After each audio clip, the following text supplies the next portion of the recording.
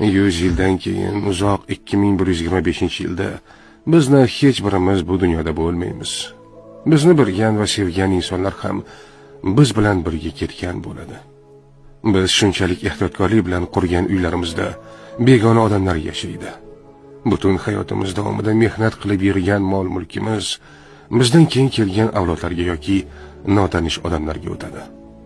Ehtimol bizning nabiralarimiz yoki chevarlarimiz ham kim bo'lganimizni eslashmaydi. Axir kim o'zining katta bobosining yuzi yoki ismini eslay oladi? Biz ketganimizdan so'ng bir necha yil o'tib, do'stlarimiz va yaqinlarimiz ham biz haqimizda unutishadi. Yana bir necha 10 yillardan keyin esa suratlarimiz yo'q qoladi. Hikoyalarimiz o'chadi. Biz qilgan har bir ish, harakat, umuman hammasi xotiralardan o'chirilib ketadi. Va oxir-oqibat bizni bilgan eng so'nggi inson ham bu dunyoni tark etganda biz hech qanday iz qoldirmagan bo'lamiz. Shunday ekan, nega biz umrimizni befoyda narsalar ortidan quvish bilan o'tkazamiz? Nega biz oxir-oqibat ahamiyatsiz bo'lib qoladigan boylik, martaba, obro' uchun bunchalik harakat qilamiz?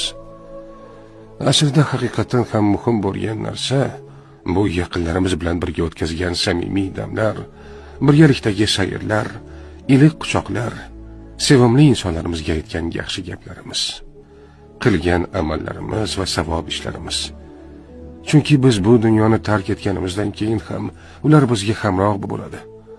Mol-mulk bizni tark etadi, lekin qilgan yaxshiliklarimiz abadiy qoladi.